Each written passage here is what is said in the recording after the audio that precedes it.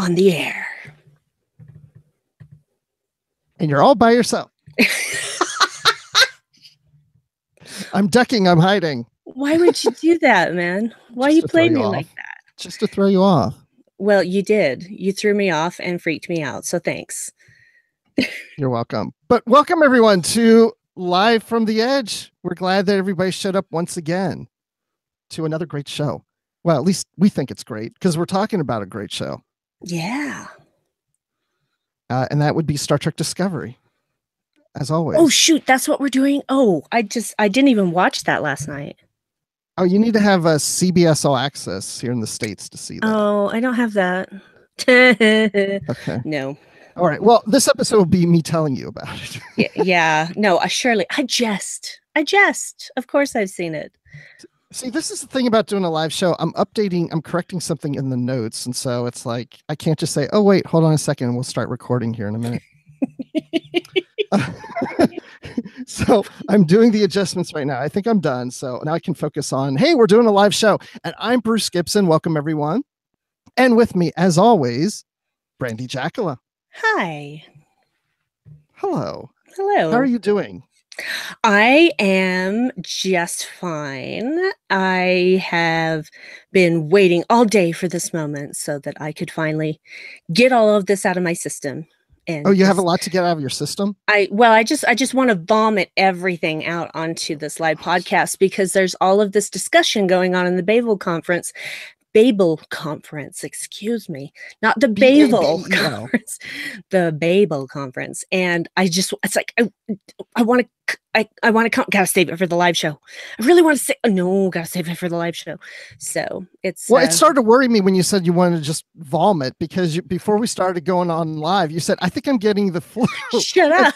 I was trying to keep that a secret, Bruce. Why did you have to out me on live? Well, it's not really television, on YouTube. Live on YouTube, man. It's not because cool. I'm the mere Bruce. That's why. Oh yeah, you have a beard. So yeah, I should have figured that. Yes, I do. I do have a beard. It's not a goatee. I should have done the goatee. Yeah, you really should. Maybe next time. Yeah. I'll do, because I've had goatees before. I can do that again. Yeah. But get with it. I know. So we're going to talk about episode 12 of Star Trek Discovery. And this one is called Vaulting Ambition. Mm-hmm. Mm-hmm. And so if anybody's joining us live on YouTube, you can join the chat there and send your comments and questions to us, and we won't read them all because there's so much going on, but we will be reading them to ourselves and calling some of them out here on the show. You can also send us tweets at Trek FM with the hashtag #LiveTheEdge. That's Live the Edge. And you can also post in the Babel conference that Brandi mentioned earlier, the Babel conference, BABEL, into the search field on Facebook. And you can find us if you're not a member, and we'll let you join in on the conversations. But you can post your comments there too. Yeah, just don't be a targ. That's right. That's we number one like rule. Nice people. Number one rule. Mm-hmm. So, and I also see in the chat, there is a lot of conversations about goatees even before we started saying it. And no, Lorca does not have a goatee. I don't think it's a requirement that everyone in the Mirror Universe, at least every male in the, in the Mirror Universe, has to have a goatee. Yeah, Mirror Stamets doesn't have a goatee. So Kirk and Chekhov and Sulu, they didn't have goatees. No. So it's just one of those funny things that, people who don't usually sport facial hair now have goatees in the Mirror Universe. Thanks, Spock. It's all your fault. No, I like the Spock goatee. Yeah, because I think Spock is the only one with the goatee in that original series episode of Mirror Mirror. Because you would think that facial hair would be illogical for a Vulcan, but it was a whole different universe, literally. It was. And, I have a theory, and I mentioned earlier before we went on the show, I'm going to talk about it later on the show about Lorca. And it involves that episode of Mirror Mirror. So we'll get to that in a moment. And maybe I shouldn't have said that because everybody in the chat's going to go, wait, I think I know.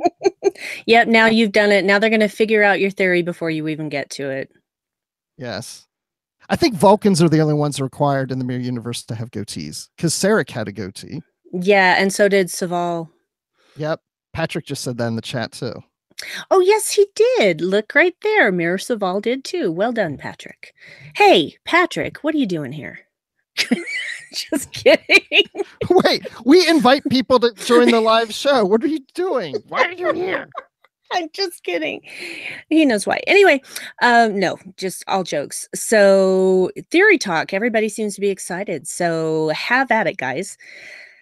All right, then. So, episode 12, Vaulting Ambition. A little bit of a Shakespearean title there, a little.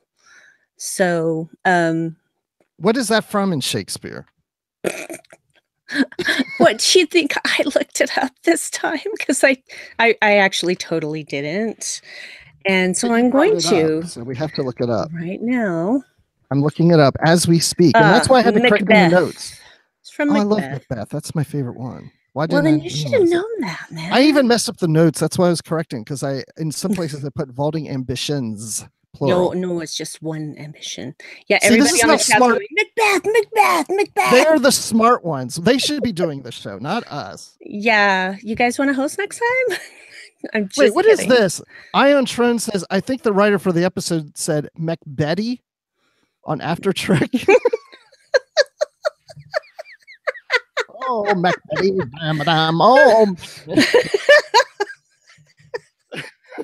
That's my favorite Shakespearean play. I'm going to have to go back and watch that because, to be honest, I have not had time to watch After Trek in most cases because I just haven't.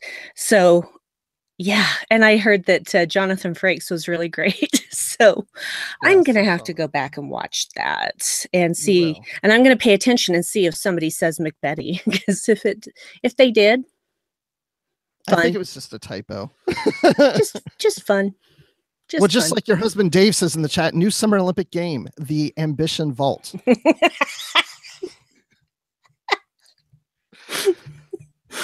That's my man. Hey, you know what? We should probably dig into this episode. Let's do that. Let's quit goofing around and talk about this baby. Okay, so first of all, something that many people have noted, this was a shorter than usual episode of Discovery. Yes.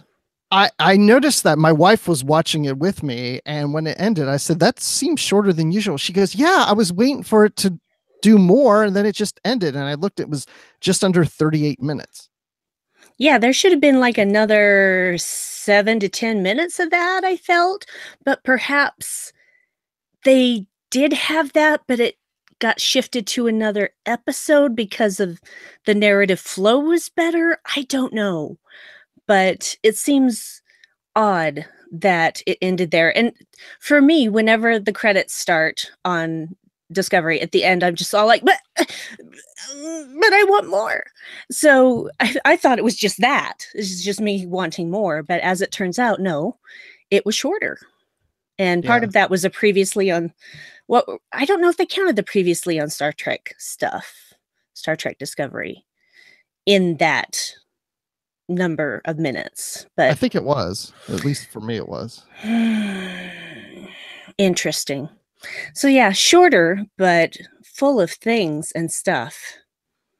And the chat's pointed out that even After Trek was only 37 minutes. I noticed that it was shorter too, but I didn't know it was about the same. That's really weird. I want to see an episode that's 47 minutes. Yeah, right? Back in the day when hour-long shows were actually about 50 minutes, but that hasn't happened for about 30 years now. Well, and the beauty of this medium in the industry, we call it OTT, over the top services, or streaming services like CBS All Access, Netflix, and such, is that it's almost like movies. I mean, each episode doesn't have to be the same length to fill an hour with commercials, or just fill an hour period. Even if it didn't have commercials, whatever, but it's not on that kind of schedule. So you can have one episode that's 37 minutes. The next week's episode could be, 67 minutes. It just all depends on where the story takes and where they feel like the best break would work in the story to go into the next episode. Because I remember with that Game of Thrones, it works like that. Sometimes there's I think they're even talking the last season of Game of Thrones. Some of these episodes may be up to 2 hours long.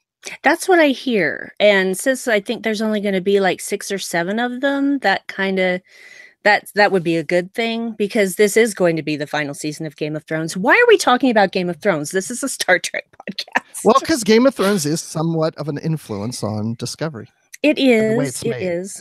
But I feel like I should point out that there are two levels of subscription on CBS All Access, that with the commercials and that without the commercials. And And so, which do you do?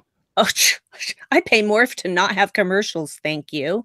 Same here, yes. Yeah, but that's, I mean, Discovery isn't the only thing that I watch on CBS All Access, but it is the number one thing that I watch on CBS All Access. Yes, that So and Young Sheldon. I don't like Big Bang Theory, so Oh, okay. I'm sorry. I just no, it's okay. No, it's okay. I don't have a problem with people liking Big Bang Theory. I tried it because my sister really loves it, and I got to the 5th episode, and I'm like, I'm not enjoying this. I'm just gonna stop. So I did, and that was that. You know, it's not like I go around bad mouthing the Big Bang Theory, because No, I you don't. don't. If I don't like something, yeah, I don't badmouth it usually. No, Usually. I'm a better person than I used to be. I started looking at my behavior towards certain things and thinking, you know, I don't need to behave that way. If I don't like something, I can just say I don't like it and move on. Or I don't even have to say I don't like it. I just move on. I don't have to Well, announce to the world. The Mirror You does not do that. The Mirror You actually complains and actually murders people over things she doesn't like. All the time. Basically, I just say bye, Felicia, every time I stab someone in the gut. So You carry a big sword like Emperor Giorgio. yes, because who wouldn't want to carry that sword? I would want So it. what do you think of her in this episode? What do you think of the Emperor? Oh, Lord, I love Michelle Yeoh so much. Isn't it great to have her back? It is so great to have her back, and she is a phenomenal actress. So phenomenal. I rarely see her playing a bad guy. So when I do, it's like some sort of special treat from the gods. And I loved every second of her and every little thing she said, every little not gesture that she made, and just the dramatic eye makeup. And I'm just like, oh, she just exudes power. She's just brilliant. I love watching her as the Emperor. It's a delight, and she scares me too. So, and I think that's the point. I wonder if they hired Michelle Yeoh thinking of this part and therefore then having her set up be the captain in the first 2 episodes, that it wasn't the other way around. It wasn't that they hired her, they didn't cast her to be the captain and then say, oh, great, we'll make her the emperor later. If they were like, oh, she'd be the perfect emperor and therefore we'll make her captain of the Shenzhou. You know, I'm not necessarily sure on that. I would think that they would know that they were going to have, you know, oh, good. It's going to be that kind of show. Oh, here comes the flu. I feel like that they would have known from the beginning that there is going to be a Prime Universe Giorgio and a Mirror Universe Giorgio. And I feel like they had planned from the beginning that she was going to be both of these parts. And so, and Michelle Yeoh can freaking do anything. I mean, she's proven it with her body of work. And oh, someone in the chat is saying something about the sword. Jim Jemison says, well, here's another one. She was ruthlessly brilliant as the Emperor. I mean, I couldn't take my eyes off her. Every moment she was on the screen, I was fixated with her. Yes. And our friend Dan, hi, Dan, says that Giorgio's sword is awesome. Apparently, Michelle Yeoh had some input on its design. That does not surprise me at all, because the lady knows how to use a sword. Yeah, and I'm waiting for her to use it. Kind of came close, but not really. In a threatening way. So I was wondering. Lorca, but not with the sword. She did something. Yeah. But she had it, or was that a dagger? I felt like she had that at Michael's throat. Yeah, I think it was the other end of the dagger or something. I think you're right. I got interrupted a few times while watching Discovery, and unfortunately have not had a time to rewatch it. And so there are some things I don't remember as clearly as I would like. And again, I apologize to everyone I shouted at to leave me alone while I'm trying to watch Discovery. I'm so sorry. I could have been nicer about that. Mirror Brandi came out, and she was very angry. So, well, I'm sorry to hear that. I will now confess, and it's not with Discovery because I haven't had this happen yet, but back in the day of Next Gen, Deep Space Nine, Voyager, and Enterprise, anytime my parents called, I ignored their phone calls if I was watching an episode. I'm sorry, Mom and Dad. I'm sorry. But I did call you back after the episode. So so on Twitter, I said we go right into these because we kind of danced around some things, but Rebecca Skipper has brought up several questions. I'm not going to throw all her questions out right away, but they're really good ones and the things I want to talk about too. So we find out in this episode that Lorca is indeed from the Mirror universe. And so her question is, where is Prime Lorca? And I think we know the answer to that. I don't think that we know the answer to that. Oh, I think we do. No, I don't think we do know for a certainty because we know the Buran was destroyed, but we don't have any complete, irrefutable evidence that our Prime Lorca was on that ship. Because honestly, I don't know what to feel about this because I can't believe that they would only hire someone like Jason Isaacs, who has just been brilliant this whole series, and only give him one season. And so I just don't know what is in store for Lorca, and I'm not necessarily willing to bet that Prime Lorca is dead because I don't know. That's interesting. I think 99.9% that he is dead, that he went down with his ship. And when Mir Lorca came, he said, yeah, no, I actually survived. And that's why in a previous episode, it was mentioned, like, when he first met Ash Tyler in that Klingon cell, it was mentioned how, the history of Lorca is that, he was the captain that abandoned his ship. See, I'm having problems. He abandoned his ship. All crew members died except for him. And I think it's that our Prime Lorca did die with his crew and his ship, but the Mirror Lorca is trying to replace him by saying he didn't go down. But we'll find out, hopefully. I guess we will. The first time we will actually, if Prime Lorca is alive, if he's alive, and we don't meet him this season, we will meet him for the first time in the Discovery novel that's coming out in a few months. Because that novel takes place a decade before with Lorca and Giorgio. This is very true. This is very true. And we'll cover that on Literary Track. As I thought that you would. So it's a book. So obviously. So now, Tara says, any chance that Mir Lorca is responsible for the Buran being lost? The Buran being lost? I don't know. I just really don't know because we don't know what happened. We don't know what really happened to the Buran. So I don't know. I just feel like I can't make a supposition on that because there was so little said about it, really, that I don't know. I do. Look, this all plays into my theory that I'm going to do later. I know, you see, I'm wearing a hoodie. When I get to my theory, this is coming off. Oh, just to say, like, I'm laying it down. Oh, I see. I see. I've done a lot of thinking because I was talking to my wife before the show and she just listened to me blabber on. Okay. She did too, by the way. So she was helping me through it. Hey, where was that other question? Okay. So why did L'Rell kill Voq, or did she? And that's one thing I wanted to know. So we see Tyler, he's in sickbay. Saru brings L'Rell in because only she can help. So only she can cure whatever's going on with Voq Tyler. And it appears that she kills Voq and Tyler because she does the Klingon scream. Is that what you assumed? Or is that what your takeaway was on that? No, actually, this is my opinion, and I could very easily be wrong, but it seemed to me like there is no way that she would kill Voq, and I think she took Voq into herself.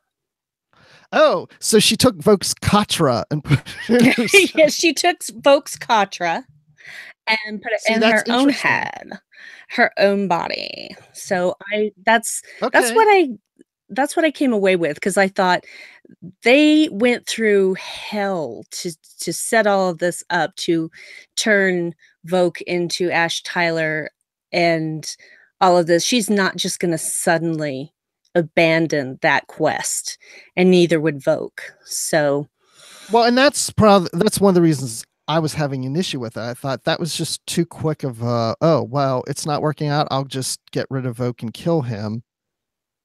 Uh, the fact that there were all these flashbacks to him kind of suggested to me that she was really mourning him, and then she screamed. But as Wayne mentions in the chat, that maybe Voke isn't dead, or she could be deceiving us and the crew of Discovery, and maybe she just did something in Ash's brain to help fix the problem, but Voke is still there like he was in past episodes, just kind of suppressed.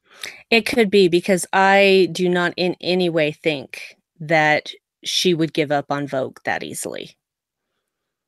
Not even for the apparent suffering of the body in which he was trapped. I just really don't feel like she would just so easily do that.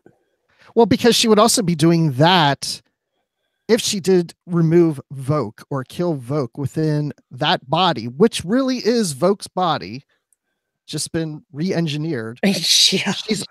She's now gone through, well, I'll just allow Voke become Ash Tyler forever. And that just seems like a really odd thing, that she would know that Voke's body is now really just Ash Tyler, and that Voke within his own body is dead. Yeah, I just... I don't know. But at the same time, I like it because if Voke is dead, we have Ash Tyler. Like, permanently, he will be just Ash Tyler, and he can continue to be a member of the Discovery crew. It's not really his body. It's a Klingon's body that's been re-engineered to be his, and we still have Ash for the rest of the series.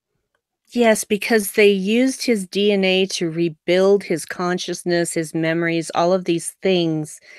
So what makes a person a person? I think that's what it comes down to. Is Ash really a person now? He has a body, he has his memories, he has his own feelings, his own behaviors, but is he still a real person? Or is he just a construct? Yes, he's a construct. So, he's not the original. He's not Tyler. You're right. I mean, he's not the original Ash Tyler. But then, gosh, we've gone through so many things like this in Star Trek. Sometimes we don't even have the real Harry Kim. Yeah, well, and there's a whole episode of Enterprise in season 3 where something similar to this happens, except it's a cloning situation, but the clone has all of the memories of the person from whom he was cloned, and he's having trouble figuring out, okay, is this the way I feel, or is this the way Trip feels? Because I have all of his memories, and I don't know whether this is my experience or his. Mm-hmm. And that can be extremely confusing. That episode made me ugly cry. There was so much sobbing. You should do a show about Enterprise and cover that episode. Oh, you know what? What? I am on a show about Enterprise. Oh, really? What's it called? It's called Warp 5. Oh, that's a dedicated show about Star Trek Enterprise here on the Trek FM network. It is indeed. What an excellent idea. If only I had actually gotten to come on board when they were doing that season 3 retrospective where they had that episode. You know, okay. This is I'm just to let people know this. It's very difficult sometimes to do the show because I'm listening to Brandi, but at the same time I'm reading what people are saying. So it kind of throws me off a little. So sometimes I pause and go, okay, where am I right now? So Geek Filter says, I'm going back to the whole L'Rell Voke stuff. Mm-hmm. He says, why the Klingon death cry? And I thought about this too. No human knows what that is. So there's no reason for her to try to deceive them with the cry. Because they would be like, okay, why is she screaming? She didn't have to deceive them. No, she didn't, but perhaps it was a scream of pain. If Mm-hmm. my theory is correct that she took Vok's consciousness into herself, that can't be comfortable. Or maybe the procedure caused her mental strain. I didn't take it as a death cry at all, even though I'm very familiar with Klingon death cries. That didn't even occur to me as far as why she was screaming. So, hmm, Hmm. hmm, Hmm. hmm. Things to think about. Okay. Anybody else in the chat want to talk about something else? Because there's so much to talk about in this episode. So, you know, I've started a diet because I have gained weight by sitting around and watching Discovery and doing podcasts all the time and eating my face out. And speaking of eating things, hey, I hear Kelpian is pretty good. It's tasty. Especially the ganglia. Yes. Here, have some of the ganglia. Have I'll my share it with you. ganglia. You deserve a treat. Now, so that was not Saru, was it? That they were eating? Yeah, totally was. It Okay. it totally looked like Saru to me. I agree 100%. When I first watched it, I was like, that was Saru because she looked at the Kelpians there, which is the first time we've seen more than one. And then she points to the one that I thought was Saru. Well, yeah, And he's the tallest one. yeah, and she would pick him because she's picking the gift, right? She wants the Saru one. But then I watched it again today. I still saw that same thing. But then I thought, well, how is Saru there? Because wasn't Saru on the Shenzhou that he gives her massages? That Saru didn't come over on the shuttlecraft that they took to come to the Imperial Palace. No, but there's nothing to say that somebody couldn't have gone over there and rounded up a Kelpian to add to the buffet list. So I don't know. I know. That seems a little weird. I mean, it just Well, seems weird that they would have to travel by shuttlecraft to go over, and then somebody else goes back to their ship to gather up dinner. yeah, well, and that's the thing. Why take a shuttle? Don't they have transporters? Maybe Yeah, I it's don't. a status thing. I don't know, but Yeah, I don't know either. you would think a traveling palace would have its own transporter pad. So why make Michael take a shuttle? Yes, I don't know. I don't think that was explained why. No, it wasn't explained why, and it's one of those things that annoys me. Not greatly annoys me, but if you're going to take a shuttle somewhere, you need to have a reason why you're not using the transporter, especially in this particular part of the timeline where transporter use is prevalent. You know, it's not Well, like in X01 days where they were afraid to use the transporter. So, okay. So when they were on the shuttle, they did send it into warp drive. She put it on autopilot.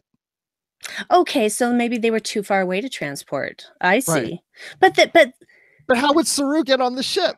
no, see, Eat but him. here's the thing though. Unless he has a twin brother.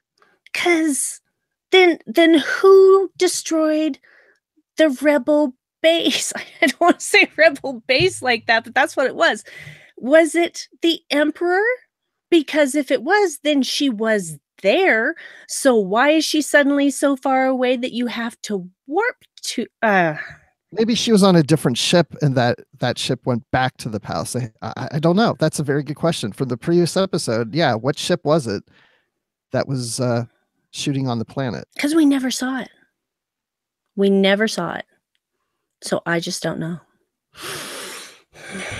So all Hmm. the Kelpians have the same face.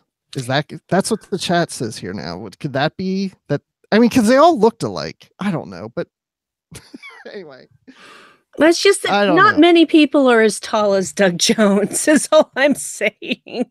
And he was ahead above all of the other Kelpians. I just don't know. I don't know either. But I'm not buying any Campbell's Kelpian soup. Bad. What Okay, if it comes with ganglia? no, I'm not eating that. Yep. All right, we're halfway through this. Okay. Okay. Meaning time. Like it's been a half hour, people. We've got another half hour to go. We totally did. So Giorgio is Burnham's mother. Yeah. Used to call me mother. Yeah, she adopted Burnham when Burnham's parents died. Now, they didn't go That's what I into always how. said. Yeah, sure. You totally said that in the last No, episode. go ahead. Call me out. Call me and No. Justin out. No, I'm just saying we had differing opinions about how that scene was interpreted, and I said it seemed like a mother-daughter relationship, and you guys didn't feel the same way. And I could have just as easily been wrong. I just felt like it was a mother, a disgruntled mother, basically guilt-tripping her child. And because I have some experience with that in my early life. And so that's what I took from it. And maybe nobody else did, but turns out that was what it was. So you had a personal connection to this part of the story, or I these did. two characters. I did. Do you want to expand more on that? No, if you want to hear more about that, you can listen to a couple of episodes of the Edge Main Show that I did with Amy and Heather. See, there you go. Perfect. That's why I wanted you to go there. Thank you. You're so good. You are just leading me right into all of these, all of these pimp moments that I can just pimp my stuff. I appreciate that. Hey, Box Bar UK says hello from the UK. Hello, UK from the US. Hi. Welcome. You're up really late or really early. Yeah, it depends how you look at it. Mm-hmm. It should be about 2:30 in the morning. So yeah, let's talk about this because Tara just brought it up. Is it Tara or Tara? I'm sorry if I mispronounced your first name. Tara Steiner says, how about that beautiful scene between Hugh and Paul? I cried. So did I, girl. So did I. It was one of those moments where just seeing him again, and then when he lures them into their quarters it's all in Stamets. Well, they're all trapped in the mycelium network. And they have this scene together, and I'm just like, please don't be really dead. Oh, no, he's really dead. And my heart broke at that, but... So that confirmation when he said that he was dead, that he was no longer alive, that's what got to you? Is that what you're saying? Or, no, it was them saying goodbye. Oh. And and even thinking about it, I'm like getting misty. He was just like, no. So, but it gave Stamets the push that he needed to wake up and get back on track. But it was beautiful, and it was heartbreaking and hard. It was hard because I didn't want that to be... What are you doing? I'm brushing my teeth.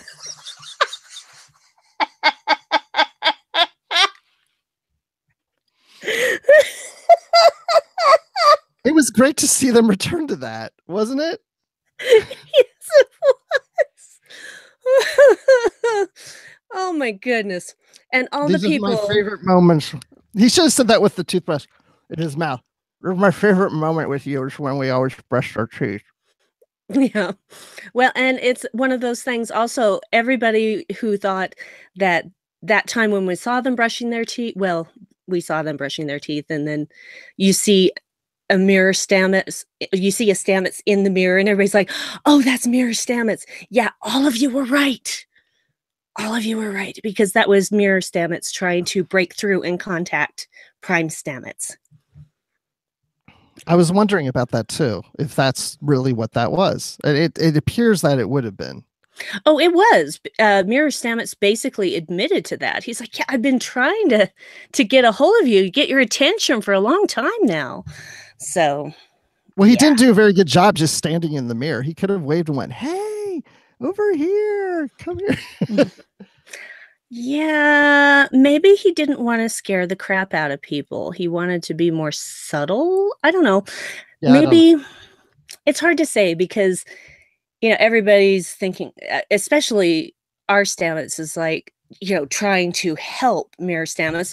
And I'm sitting there thinking, no, no, just no. Whatever he did to get trapped there, it is his fault and he's bad. And I was right. So, well, I was just thinking when that Stamets, the Mirror Stamets, talked about, I've been trying to get hold of you. They showed some quick scenes showing examples, but they didn't show that one. And that's why I was a little wondering, like, well, now, was that really him in the mirror or not? I would think it is, like you're saying, but they didn't show that. I think it is, just because of the expression on his face was kind of, it was smiling, but it was kind of smug at the same time. But, I just feel like that was just an early clue. This is interesting. Patrick says, I saw a screen cap when someone pointed out the ship of Stamets' mind had a plaque that said USS Stamets. That is adorable. Really? That is adorable. I love that so much. That is really interesting. I had no idea. Oh my gosh. He's not on the Discovery. Well, I mean, we know he's in the Mycelium network, but when he was visualizing being on the Discovery, he actually had the plaque say USS Stamets. Yes, and apparently it has his mother's birth date, USS Stamets, NCC 1019.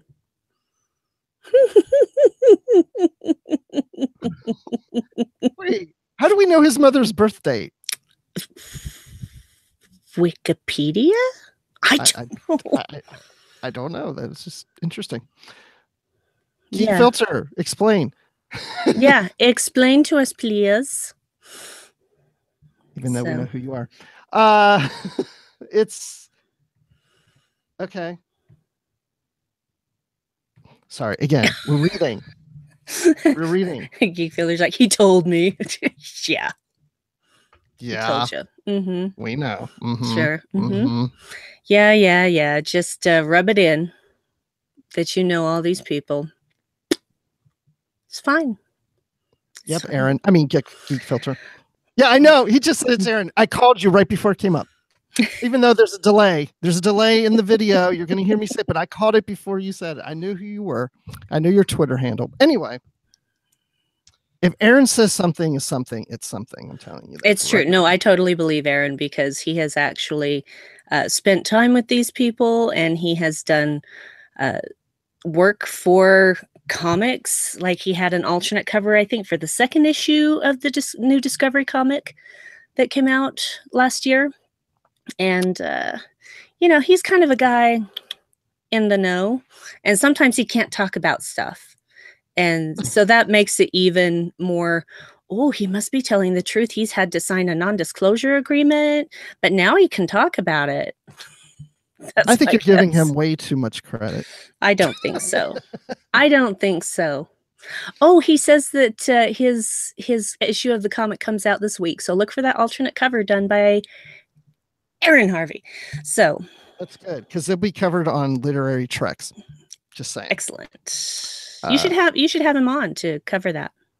We should. Yeah. You really should. Work that out. Yeah, do that. Literary Treks. Literary Treks. Here on Trek FM.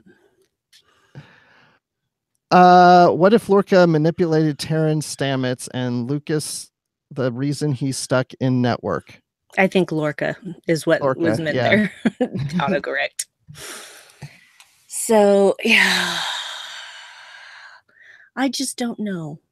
I don't know that Lorca knows enough about the spore drive and the mycelium network to engineer something like that. Because he doesn't know the spores and the network the way that Michael and Stamets and Tilly do.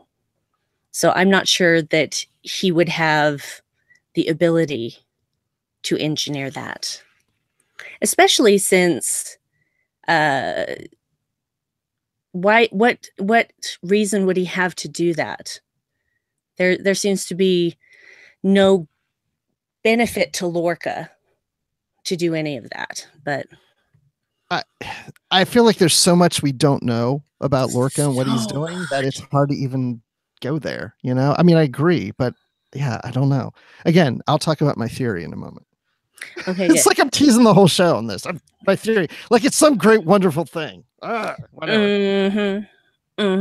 Well, and Lorca had me go until the end, when he's in the agony booth and that guy is like, say my sister's name, say her name. Yes, And Ava. and I thought, oh, he doesn't know the name because he's not Mirror Lorca.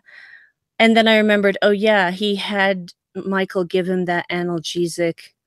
Oh no. Oh no. And then my worst fears came true. I didn't want him to be Mirror Lorca. Yeah, I know your sister, Ava.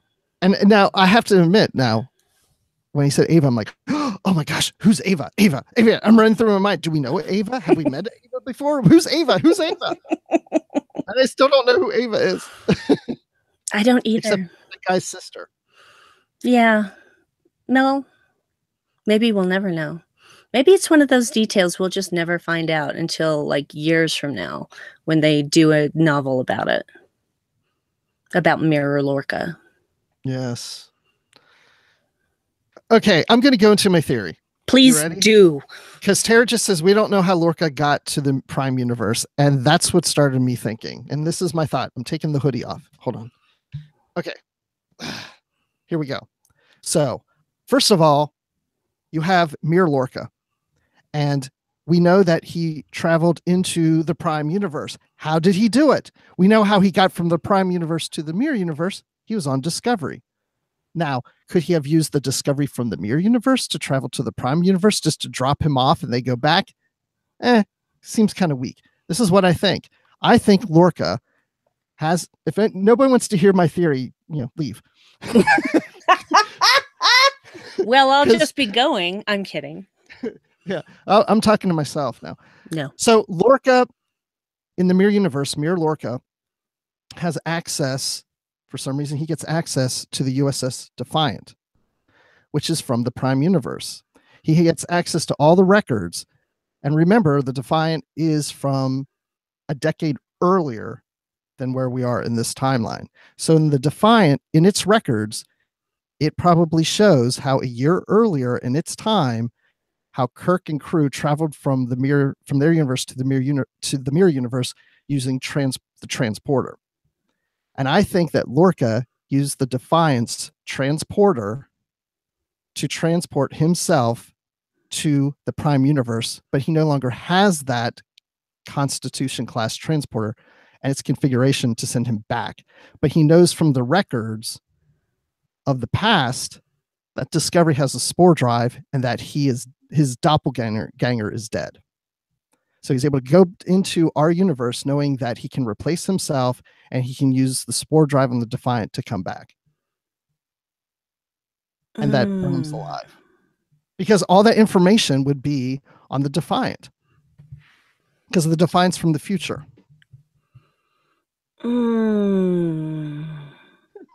You don't sound blown away by that. No. I'm digesting. It's a very good theory. Because the problem with Defiant ending up in the Mirror Universe is that what did they call it? I can't even remember what they called it, an interspatial anomaly, something like that. Interphasic space. Interphasic space. I knew it was something along that line. I'm getting confused with spatial charges. Never mind. That's for later. Different podcast. Anyway, so and it took such a toll on the Prime Universe crew's cognitive functions that they all went mad and destroyed themselves and each other. Right. So you don't want to go from one universe to the other in that method. Then. No. And Giorgio tells Michael that after Michael reveals that, hey, I'm a different Michael. Ta-da! Yeah, and we'll talk about. There's somebody else who put something up in the chat that I am going to jump on in a moment, but that's actually a very interesting theory, and it works on many, many levels with what we've already seen and what we already know. So, because I kept thinking, how would Lorca get from Mirror Universe to the Prime Universe? And I'm thinking if he could use the transporter from the future Defiant, that would have the information of how the transporter was used a year earlier in the Enterprise with Kirk, then he'd have a way to get there. I don't know how he knew where he was beaming himself to, but Yeah, because anyway, that's just a theory. it's a good theory and it fits the circumstances. So I guess we'll just have to wait and see if you're right, because I'm sure we're going to find out how all of this happened, I would hope so. because they wouldn't leave us hanging like that. You wouldn't leave us hanging like that, would you, Discovery? You wouldn't No. do that to us, would you? Unless they want us to wait till season 2, whenever that comes out. Yeah, like what, next fall? uh, I hope that that's sooner than that, but there's a lot of post production on that show. Anyway, okay, I have to go back and find the comment because I want to give the person credit. Please, And let's see. Getting there. It's from Automated Joy. I came in late. Have we discussed the icky term groomed in regard to Lorca and Michael? No, we haven't yet. Let's discuss it now. Oh, please, go ahead. You first. The way that Giorgio said it, it can be taken in more than one way. Groomed as in prepared mentally, subtly working on Burnham's mind to make her an ally, or it could mean that he was well, I don't know exactly how old that Michael is, but it could have been he was fooling around with an underage girl. See, I hadn't thought that, but yeah, that's very possible. Well, just the way that Giorgio said it, she said it in a way that was full of disgust. He groomed you. I thought it meant he combed her hair. Yeah, he combed her hair and did her nails, just like Slave Saru. That's exactly what he did. So, yeah, some people felt icky about that. I am not 100% sure that that was the intent.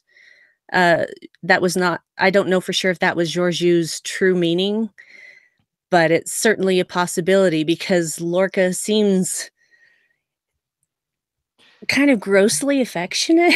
Well, she did mention, didn't she mention that Lorca became then a father figure to her, and then he later became something more. Yeah, that was kind of icky too. And you could see Burnham's face like, what? I don't know what that thing is. I don't want to know what that thing is. Yeah, I'm pretty sure that it was how do I say this delicately? An intimate relationship on a physical level. I think that's what Giorgio was getting at without being completely crass.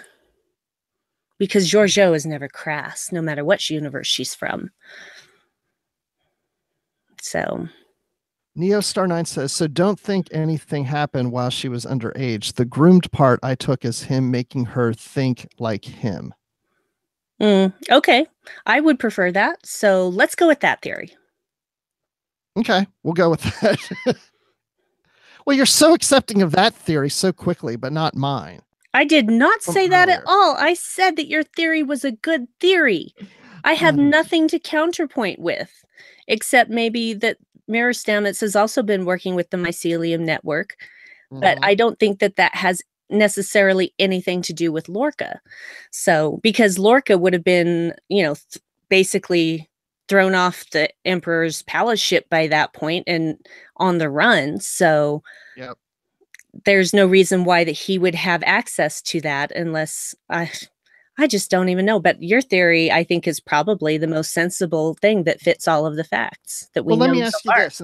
Well, do you ever wonder where the Mirror Discovery is? I mean, it was mentioned in a previous episode that they've swapped places, that the Mirror Discovery is probably in the Prime universe. If it is, what do you think it's doing? I mean, what kind of havoc is it causing there? It's got to be doing something. I mean, that's got me wondering too. Yeah, that's got me wondering, but we don't know that they have a spore drive. They may not have a spore drive, so they may not be able to cause as much havoc as we think. I think they do because I was wondering the same thing. But when we saw our Discovery make the transfer to the mirror universe, we saw it like split in two, and then one goes up, one goes down. Mm-hmm. So I'm assuming that means we're seeing the other Discovery using its spore drive, and they're both like transferring places. I don't know. I don't know. I don't know that you necessarily need both ships to have a spore drive to create that kind of a swap, May not be. but Yeah. I don't have enough information to postulate a solid theory at this time. I like your theory, so I'm going to go with that. And I'm sure at some point we'll find out whatever hell Discovery is putting people through in the Prime universe. I'm sure we'll find out about it. Well, I see some talk in the chat about the brightness, how people in the mirror universe cannot handle the light as well as we do, looking at bright light, which makes me think that Captain Picard in the mirror universe is like, there are bright lights. No, there are four lights. There are That he four can't see. four lights. Not That- not five. Just say there are five. Four lights. What series have we not mentioned during this Discovery podcast? I think we've hit them all. I think we've hit every I single don't one. think we've given DS9 the justice yet. No, but we have And they've done the mentioned them. most mirror universe episodes. Not my favorite Mirror Universe episodes. Just I like this particular Mirror Universe in Discovery because we don't have all of these oversexed females at the forefront, and oversexualized, I should say, which featured heavily in the DS9 episodes, Kira, and in Enterprise Hoshi. And so I just I understand, women using sex as a weapon and all of that, but I really appreciate that we are not seeing that in Discovery because that time is well past. We don't need to do that. We don't need to show women in that way when obviously Georgiou didn't sleep her way to the top. She fought her way to the top, and we all know it. Yeah, I agree. And I don't think we are going to see that in any future episodes. I think you're right. They're not going to probably go there. They better not. They really better not, because it's just not okay. It's not okay. And I don't think any woman who likes Star Trek ever liked that aspect of the mirror universe. But maybe there's some who did, but I sure didn't.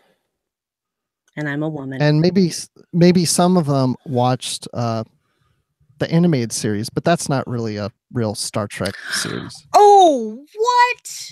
Oh, no, you did not just do that. Oh, that's no. only for Aaron in the chat. I'm just teasing. You're so mean, Aaron. Don't listen to Bruce.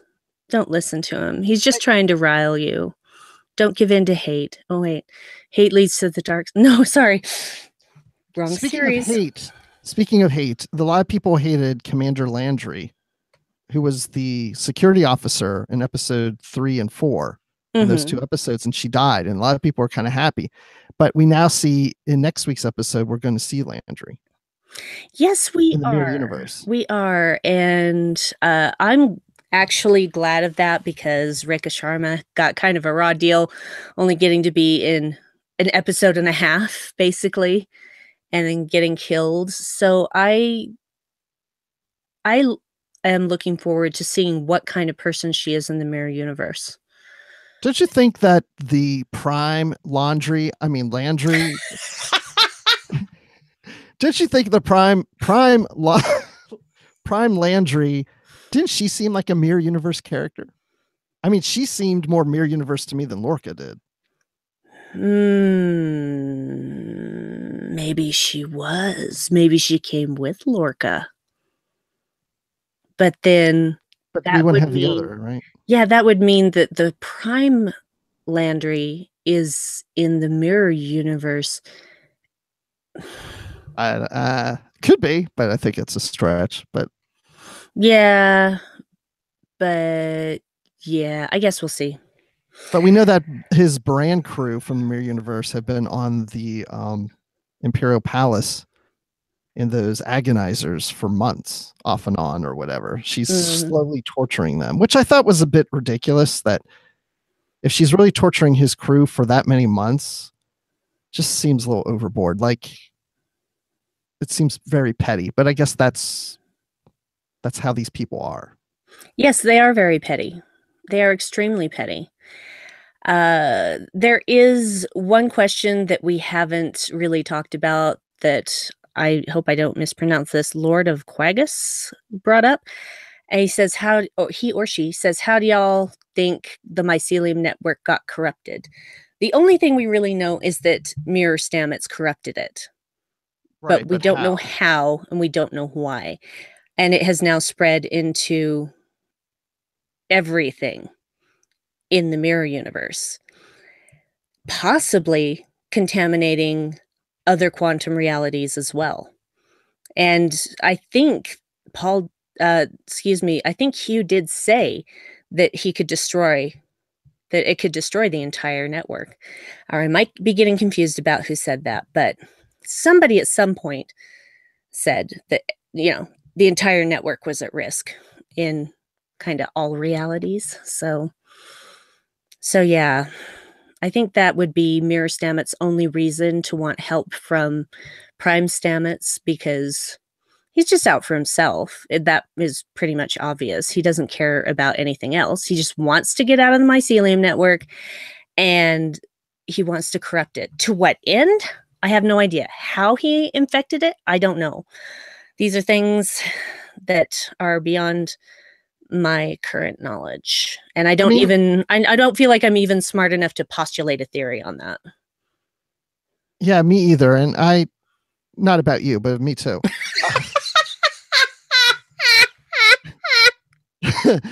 But yeah, I mean, I would think you'd have to use something pretty powerful to destroy a network like that. Yes, and I just don't know what it is. I don't know if it has anything to do with that giant glowing orb in the center of the Emperor's Yeah. palace ship thing, because that's never explained in this episode. Yeah. What is that thing? I don't know. So many questions and only 3 more episodes in which to answer them. I doubt they're going to answer them all, but they should. They need to put a bow on a few things, and I think that they will. I'm just not exactly sure which things those are going to be, because they continue to surprise me. There are certain things, again, that I expect, and then the way they're executed, I'm like, wait, what? What? Michael's now telling her that she's from the Mirror Universe, and I just, oh, I do not understand. But I no, I like that. I like that about the show. I've said it since Well, the beginning. Surprise me. Keep on surprising me. so the chat room is just now starting to talk about Captain Killy or Tilly, as she's really known. So I was wondering, how would you feel if we found out that Tilly all this time was from the Mirror Universe too, like Lorca was, and was deceiving everybody? No, no. I I don't think so either. no. That never even occurred to me, because nobody's that good. Nobody's that good at acting. So, at least not from the Mirror Universe. No one could pull off that kind of uh she's really almost completely without guile. So, it's just, Well, she's on the Discovery. The real Mirror Killy yeah, is is on the on Discovery Discovery. in the Prime Universe right now. Is she Yeah. like killing Kelpians and eating them, or? My guess is that she's raising hell, because that's what Captain Killy does. But again, I don't have enough information. They've told us none of what's happening in the Prime Universe. We've all been focused on the Mirror Universe, when obviously there is stuff happening in the Prime Universe, and Starfleet going, what is going on here?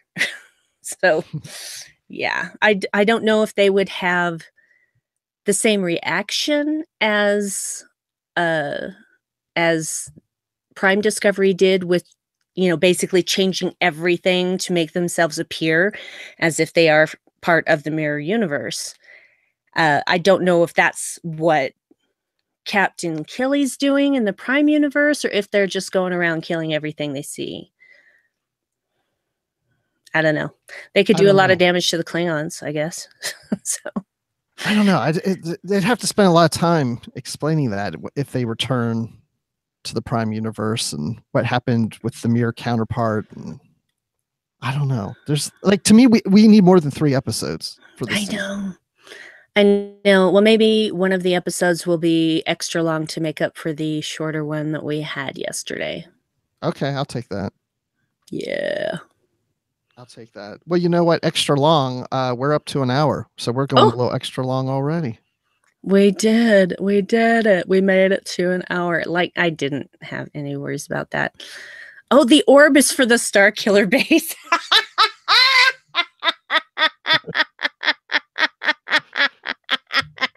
It's all connected. Thank you, Automated Joy.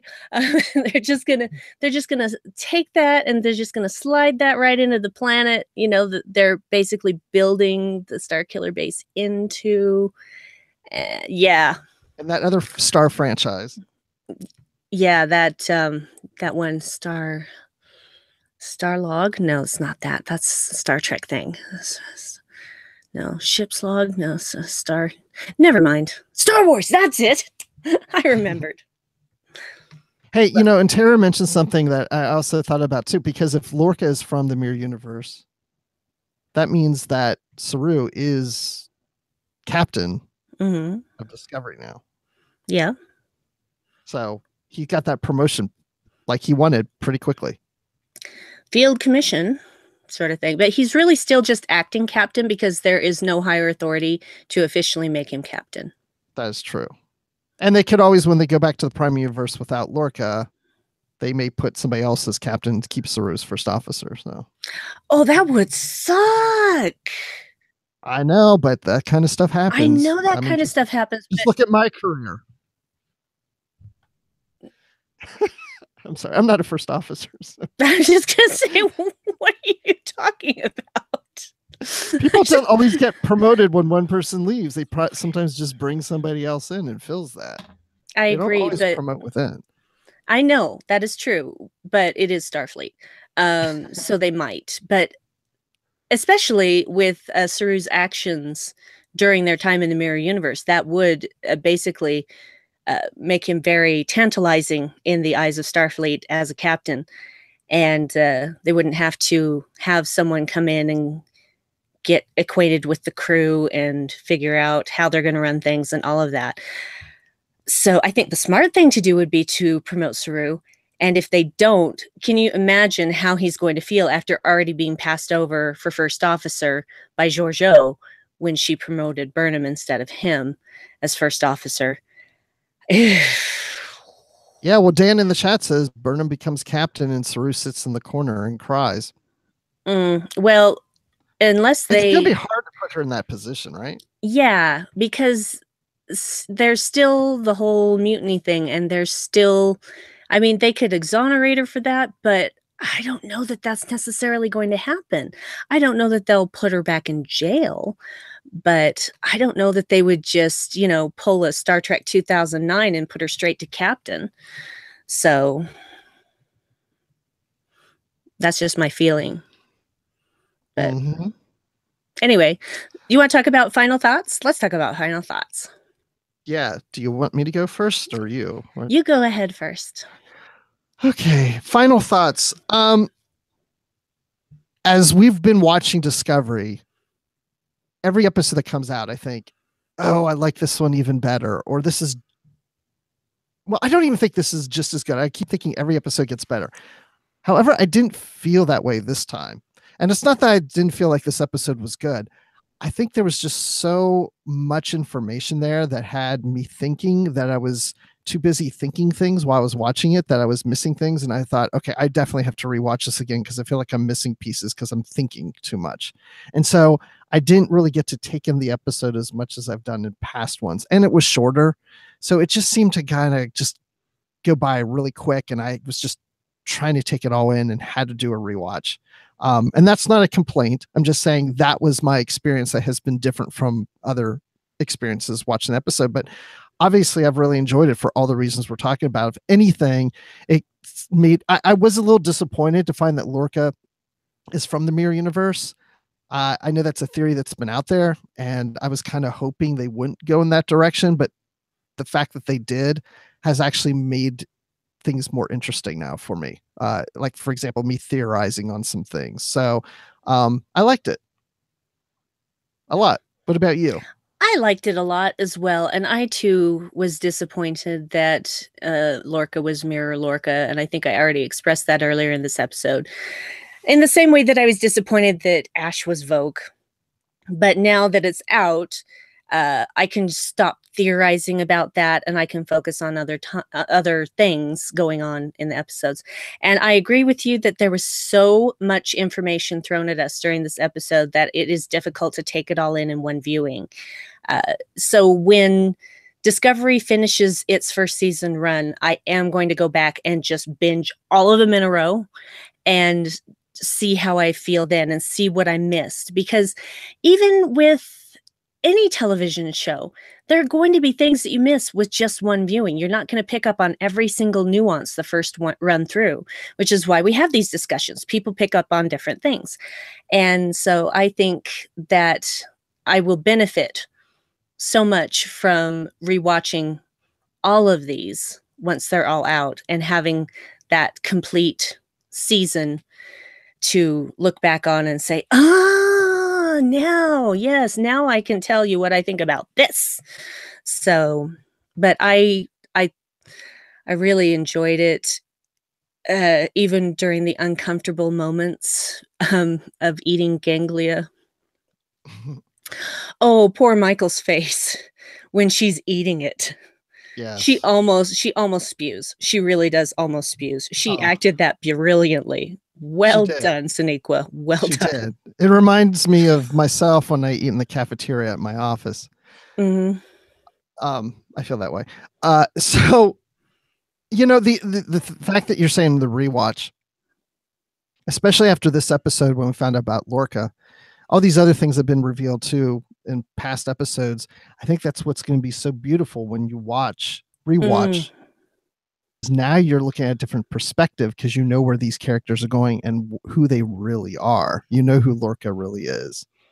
Yes, I agree with that completely, which is why with movies, you know, like the superhero movies, the big Star Wars movies and blockbusters, etc., I like to see them more than once, because once I've seen it, now I'm not worrying about what's going to happen next. Now I can focus on other things.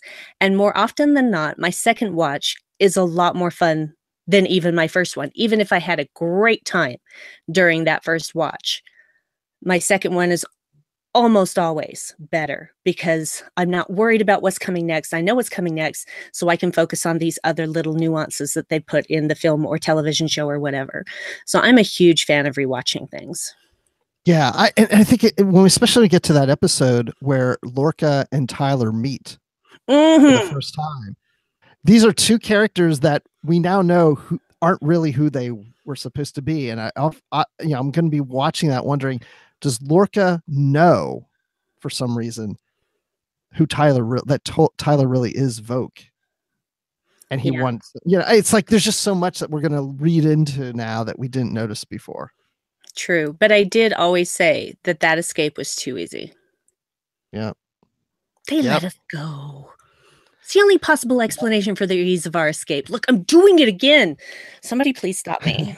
I'm so sorry. The force is with you.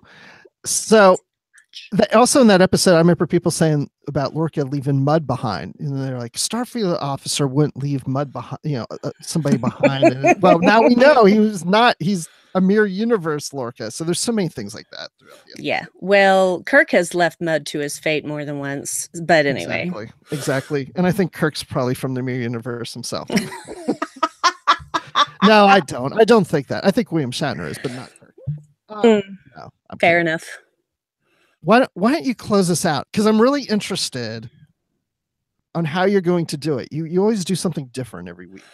Well, and I'm going to run out of things to do at some point, but This week, I'm going to do it in what I call my ambient voice. This is So very soothing.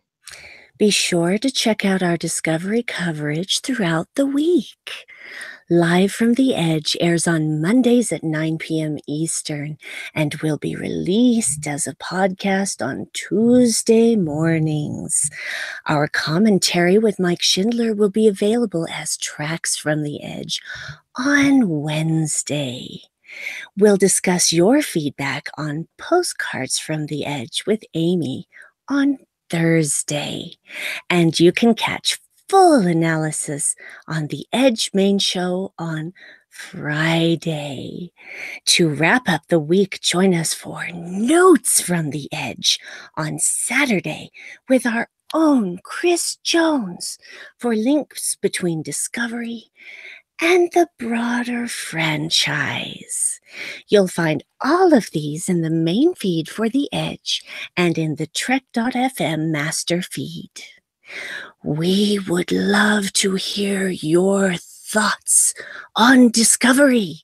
The best place to do that is the Babel Conference, our listeners group on Facebook. There, Amy Nelson will collect your feedback for Postcards from the Edge. You can also find us on Twitter at TrekFM. Or send us email using the contact form on our website at trek.fm/contact. Choose to send to a show and choose the Edge. We'd also like to thank our associate producers, Norman C. Lau, Tony Robinson, Thomas Paleo, Lisa Slack, Shoab Mirza, Richard Rutledge, and Cornelia Reutner. If you'd like to help us keep all of our shows going and even become an AP, visit patreon.com/trekfm for all the details. Wow. You still awake? I'm going to take that. Everybody's going to use that. Everybody's going to use that for ASMR. And it's just like, Brandi talking like this.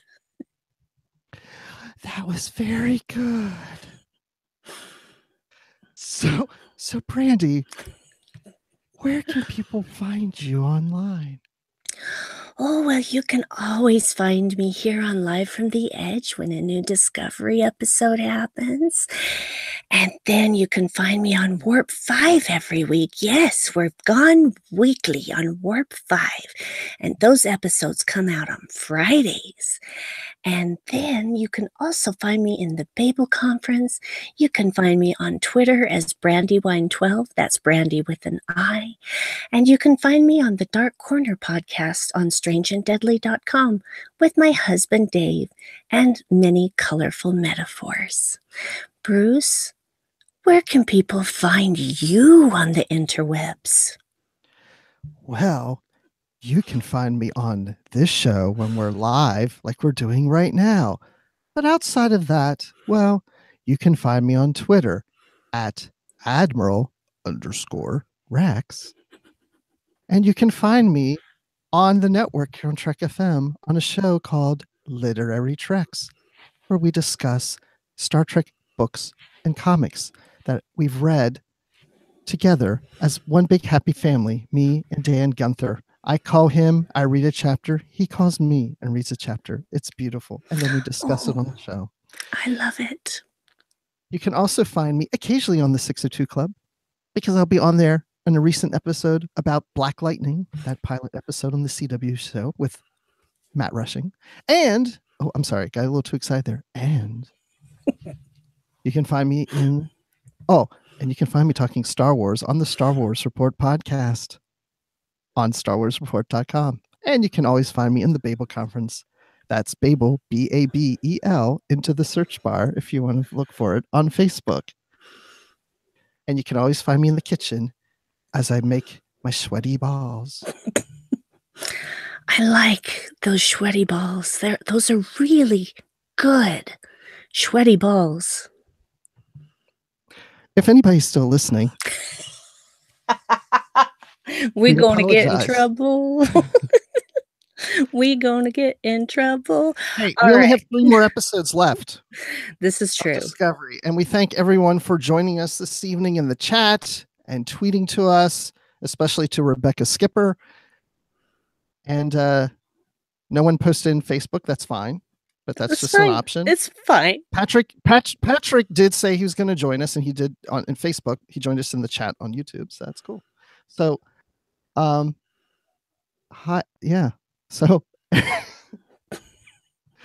so I'll let you do the closing of the live, long, and prosper. Is that right? Live long and prosper. Keep calm and disco on. See you next week. Bye, everyone.